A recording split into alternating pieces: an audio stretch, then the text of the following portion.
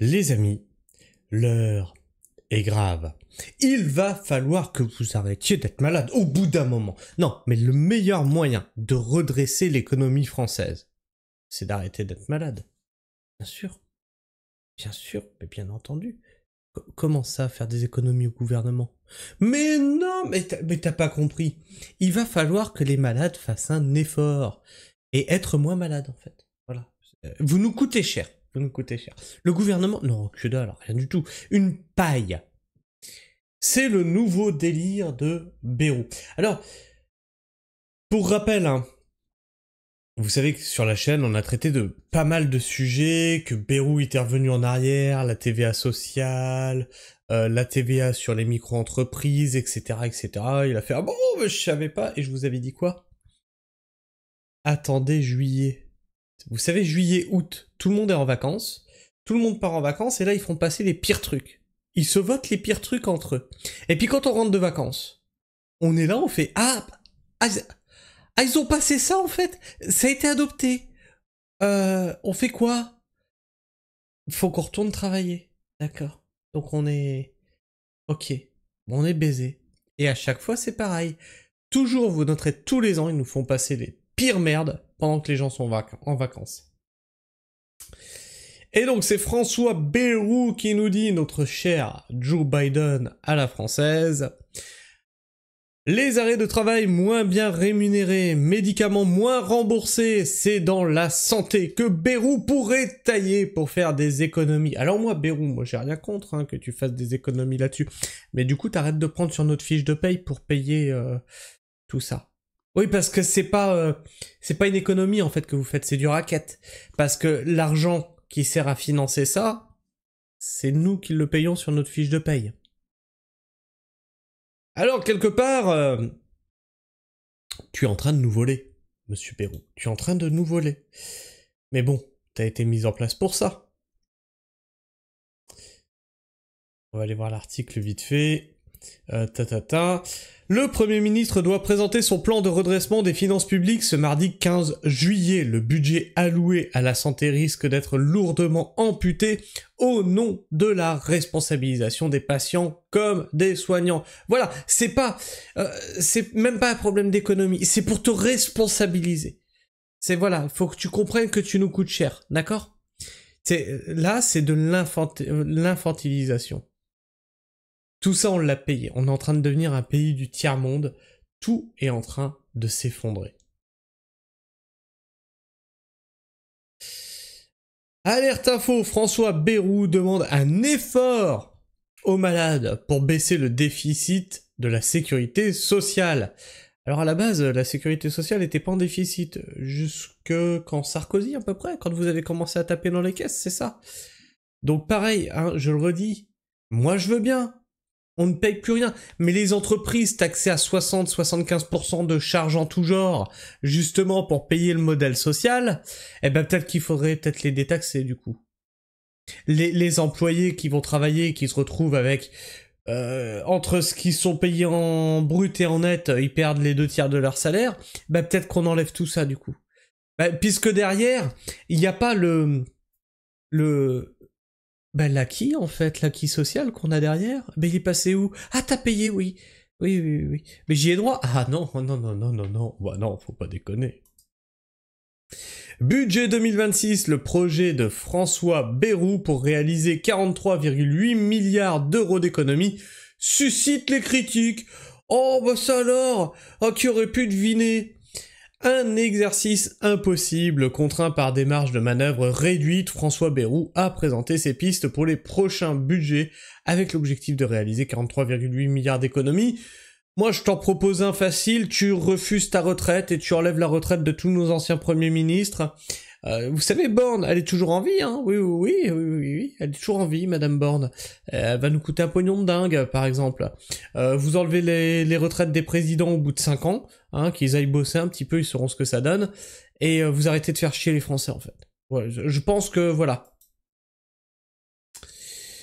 Flash, François Bayrou demande un effort aux malades pour réduire la dette. Trop de médicaments sont consommés selon le Premier ministre. Mais c'est ça le truc en fait, c'est que t'es malade, du coup t'as besoin de médicaments, mais tu en consommes de trop.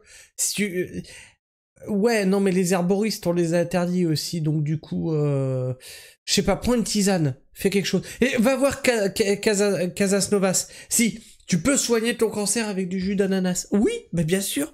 Puis même qu'après, tu peux avoir les bras qui repoussent avec du jus d'orange. Mais bien entendu, mais bien entendu. Bayrou a fait une formation chez Casas Novas. Il a dit non, mais les médicaments, c'est... Non, c'est pas efficace, en fait. Faut arrêter d'être malade. Du coup, faut être en bonne santé. Et pour être en bonne santé, faut aussi arrêter d'être en arrêt maladie quand t'es malade. Comme ça, tu te bousilles encore plus la santé au travail. Le serpent qui se mord la queue, là, un petit peu, non ? Jérémy Gizmo qui nous dit « Allez, mettons à pause nos maladies, faut réduire la dette. Et si on demandait à ceux qui nous gouvernent de baisser leurs salaires et leurs frais qui sont réglés par nos impôts ?» Juste une idée comme ça, hein. Et je suis tout à fait d'accord. Avec cette idée, on nous prend vraiment pour des cons. Et on en parlait, hein, les arrêts de travail moins bien rémunérés, médicaments moins remboursés. C'est dans la santé que Bayrou pourrait tailler pour faire des économies. Hein. Ben voilà, les arrêts de travail. Et que nous dit Macron ? Macron juge que le plan d'économie présenté par François Bayrou a la vertu du courage, de l'audace et de la lucidité. Mais oui, mais monsieur, dans une gare, vous croisez ceux qui réussissent et ceux qui ne sont rien. Et toi, t'es malade ? Tu n'es rien. Mais tu n'es rien, tu as un sang dents, bien entendu. Et par contre, est-ce que vous vous souvenez de ça ? Peut-être qu'il y aurait des économies à faire de ce côté-là. Je vais mettre le son, mais très faible. Hein ? Il y a peut-être des économies à faire de ce côté-là. Hein ? Oh, bah ça mange bien, ça mange bien à la cantine, hein, Larcher. D'ailleurs, Bayrou, il a pas pris un petit peu de bidou, là, depuis qu'il est Premier ministre ? Non ? Comment ça se passe ? Ah bah oui, il va falloir faire des économies, je pense, hein. Ah bah ça bouffe et ça boit. Voilà, ça c'est l'économie française. Mais où sont à faire les économies ? Bien sûr, du côté des malades. Mais tu es trop malade aussi, mais voilà aussi. Alors on va voir ce qui se passe dans les commentaires. Avant de mettre des carences à tout va sur des Français qui cotisent depuis des décennies, il serait bien d'appliquer les carences et des franchises à ceux qui n'ont jamais cotisé un centime en France. Faire comme au Danemark, à rien pendant les 5 premières années d'installation. Ça y est, la classe moyenne, vous commencez à comprendre ce que c'est une politique de droite ? Vous allez tellement chialer vos mères en 2027 si vous continuez comme ça, mais continuez de vous tirer une balle dans les pieds. Les droitardés, allez-y, on va se marrer. Alors, je pense que c'est même pas pour un budget qui vote de droite, c'est à cause des problèmes d'insécurité, d'immigration, etc., etc. Malheureusement, on voit ce que ça a donné avec Mélanie. Hein. L'immigration explose. Hein. La retraite, bientôt à 67 ans, etc., etc. On est dans l'Union Européenne, ne rêvez pas. C'est pas la France, c'est pas l'Italie qui décide, c'est piloté à Bruxelles. Peut-on nous donner... Alors vous allez me dire, bah oui, mais il faut faire un Frexit. Mais je suis tout à fait d'accord. Tout à fait d'accord pour sortir de l'Union Européenne. Mais pas par ceux qui brandissent ça. Parce que, vu leur niveau, vu leur tweet, vu ce qu'ils racontent, je veux un Frexit qui soit solide. Pas un Frexit de guignol, tu vois. Allez, oh là, ça va gueuler encore dans les commentaires. Lamentable, à l'hôpital, on nous sucre 10% en cas d'arrêt maladie. Si ce n'est pas de l'exploitation dans un environnement épuisant, je repense au bruit des casseroles pendant le Covid. Et depuis plus rien. Regardez tout ce qu'on est en train de raboter, il n'y a plus de gilets jaunes bis, il n'y a plus rien. Stop à l'AME, au Gilles, ça veut dire quoi ça ? Au Gilles vaut mieux être en situation irrégulière en France, bordel. Je trouve personnellement que les malades font déjà suffisamment d'efforts en étant malades. Oui, effectivement. Il faut forcer les bénéficiaires du RSA à travailler de gré ou de force. Ah, ben c'est une mesure qui est déjà passée, ça monsieur, faut vous renseigner. Il y a du travail en France et c'est eux, les gueux fainéants qui ruinent la France. Voilà, donc on a un mec qui a été bien biberonné au discours de droite, etc., etc. Non, ceux qui ruinent la France, c'est ceux qui te dirigent, espèce d'andouille. Et les classes moyennes. La prochaine révolution sera contre les fainéants profiteurs qui finiront tête sur les pics. Ok, mais tu sais qu'on est tous le fainéant de quelqu'un. Par exemple, moi, j'ai une entreprise. Bon, voilà, j'ai une entreprise. Je suis un fainéant ou pas? Et j'ai une entreprise, mais malgré ça, je sors du RSA, tu vois. L'année dernière, on touchait encore le RSA parce que l'entreprise ne nous dégageait pas assez de bénéfices. Ah ouais, c'est comme ça dans le monde agricole, en général, on est mal payé. Du coup, je suis un fainéant en faisant 70 heures semaine. Non, ça manque pas d'une certaine logique, ce que tu racontes. Faudrait peut-être revoir un peu ta façon de penser. Bien sûr, atteinte d'un cancer, il faut que je pense à la sécu plutôt que de sauver ma peau. Par contre, vous, vos efforts, c'est quand 2 mois de vacances, ça va, vous faites de l'absentéisme, tout va bien. Nous, on doit se serrer la ceinture et vous, la desserrer pour vous-même. Au lieu de demander à ceux en pleine santé, qui touchent la CAF et le RSA, de se bouger le cul. Par SS pour des lunettes. La part sociale et solidaire, je pense, pour des lunettes, 15 centimes. Difficile de faire pire. C'est toujours aux patients de faire des efforts qui donnent une fois les médicaments au nombre de jours de traitement, ça ferait moins de déchets. Mais bon, les laboratoires ne seraient pas contents. Alors. Oui, mais ça, c'est... Mais ils ont commencé de loin. Les médicaments génériques, etc., etc., ils vous ont habitué petit à petit. Et on recule, et on recule, et on recule, et on recule. Et si tu avances et tu recules... Sardine Ruisseau qui nous dit « Je demande à François Bayrou de faire un effort à la cantine de Matignon pour réduire la dette. Trop de frites sont consommées. Avec son gros bidou, ça je l'avais dit, je l'ai annoncé pendant cette capsule. » C'est marrant, quand on écoute Bayrou et Macron, c'est le peuple qui travaille, qui est le problème. C'est vrai que c'est eux qui sont responsables de la dette, pas ce gouvernement de tocards qui a dépensé des milliards pour leurs besoins et qui refuse de faire le moindre économie. Bien sûr, on s'en rappelle tous, le fameux « quoi qu'il en coûte ». Hein?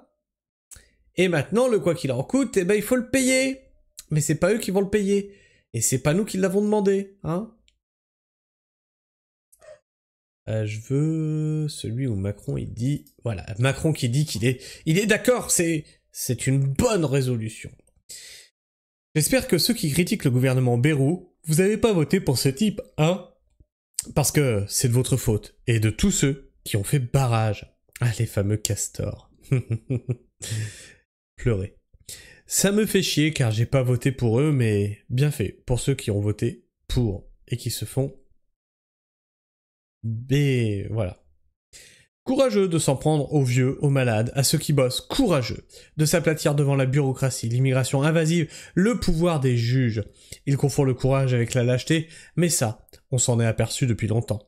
Son imposture n'a, d'ailleurs, que trop duré. C'est exactement avec ce genre de tirade que l'évidence est plus limpide que jamais. Ce mec se fout de la France et tous ses soutiens que sont le RN, PS, LR également. Ils ont tous prouvé depuis toutes ces années qu'ils ne veulent que du pognon et favoriser les intérêts privés. Oui, enfin, venant d'un mec qui n'a ni courage, ni audace, ni lucidité, et encore moins de vertu. Tu nous fais rire, le Mozart de l'économie qui a explosé tous les compteurs en termes de déficit. Tu ferais mieux de la fermer.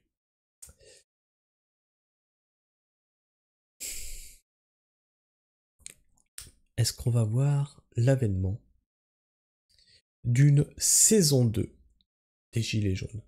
Pas un acte 2, hein. L'acte 2, ça fait longtemps qu'il est passé. On a fait je sais même plus combien d'actes en Gilets jaunes. Une saison 2. Et peut-être même est-ce ce qu'ils veulent juste avant les élections de 2027, histoire de déclencher le fameux article qui permettra à Macron, en cas de chaos, de rester au pouvoir. Et ça, il est hors de question qu'il reste au pouvoir.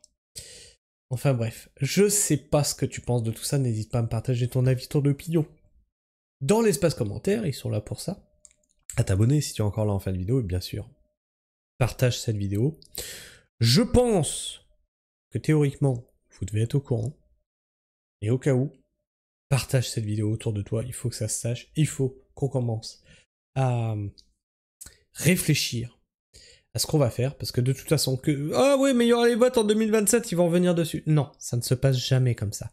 À chaque fois, lors des élections, ils disent ouais, on va revenir là-dessus, on va revenir là-dessus, on va revenir là-dessus, et à chaque fois, ils continuent le programme de leurs prédécesseurs. Il faut arrêter de croire que la solution viendra de ceux qui nous ont mis dans la merde. Et bien sûr, tu peux liker cette vidéo, lui permettra d'être plus visible dans les algorithmes de YouTube. Sur ce, moi, je vous fais la bise. Prenez soin du sol et restez pragmatiques. Ciao.